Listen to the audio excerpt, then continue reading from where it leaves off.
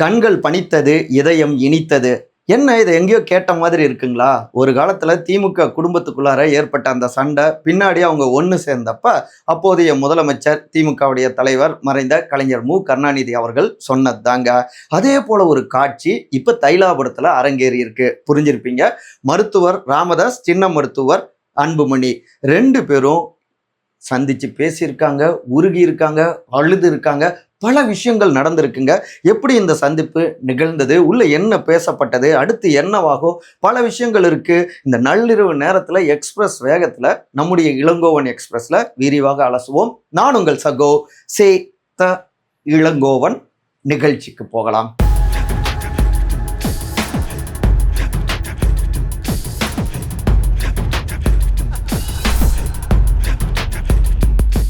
கண்ணீர் விட்ட ராமதாஸ், அன்பு சரணாகதி அடைந்த அன்புமணி. தைலாபுரத்தில் நடந்தது இதுதான். இந்த கட்சியை உருவாக்குனதே நான் தான், என்னையே எதிர்க்கிறியா அப்படின்னு அப்பாவும், நீங்க உருவாக்கி இந்த கட்சியில பெரும்பான்மைங்கிறது எனக்கு தான் இருக்கு, நான் தான் இதனுடைய தலைவர் அப்படின்னு மகனும், இப்படியாக கடந்த 2 ஆண்டுகளுக்கு மேலாக அப்பா மகனுக்கு இடையில மிகப்பெரிய அளவுல அரசியல் யுத்தமே தொடர்ந்துட்டு இருந்ததுங்க. அவ எல்லாமே முற்றுப்புள்ளி வைக்கிற மாதிரி தான் திடீர்னு ஜூன் 24ஆம் தேதி இன்றைக்கு சுபம் காட்சிகள் அரங்கேறியது. அதுவும் சொல்ல போனா சர்வதேச கோட்டு மெஸ்ஸி அவர்களுடைய இனிய பிறந்த நாள் அன்னைக்கு இந்த காட்சிகள்லாம் நடந்திருக்கு தைலாபுரத்துல. புரிஞ்சிருப்பீங்க.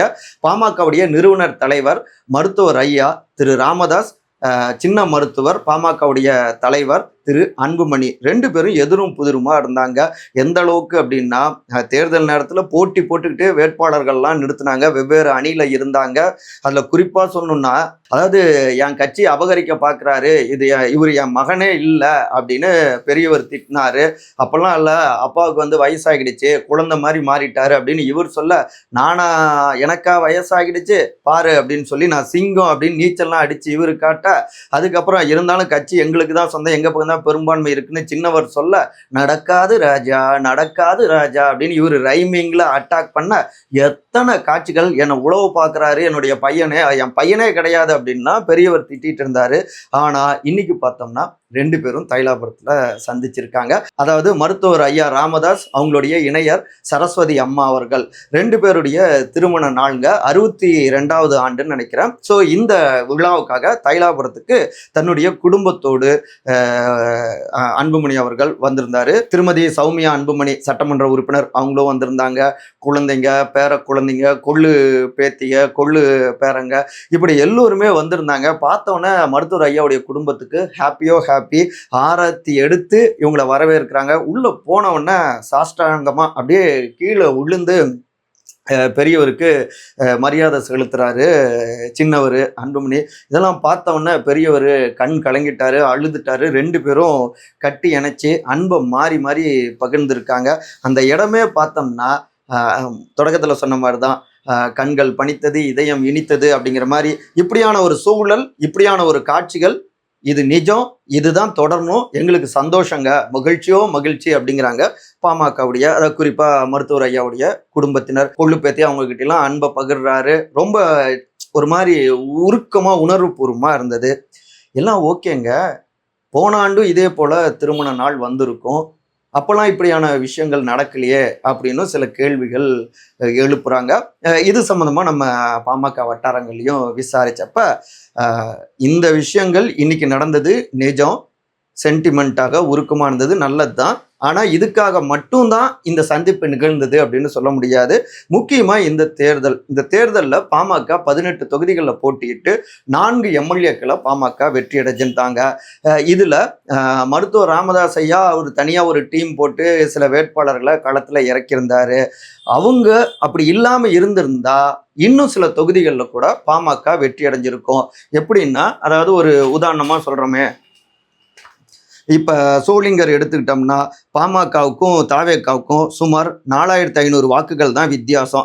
5000 வாக்குகள் தான். போலூர் எடுத்துக்கிட்டாலும் சுமார் 6000 வாக்குகள் தான். அப்புறம் விருதாசலம் எடுத்துக்கிட்டோம்னா சுமார் 9000 வாக்குகள். இதெல்லாம் கடந்து முக்கியமாக பெண்ணாகர் எடுத்துக்கிட்டோம்னா பாமக 2வது இடத்துக்கு வந்திருந்துச்சு. கிட்டத்தட்ட ஒரு 3000 வாக்குகள் தான் பாமகவுக்கும் தாவேக்காவுக்கும் இடையில வித்தியாசம்.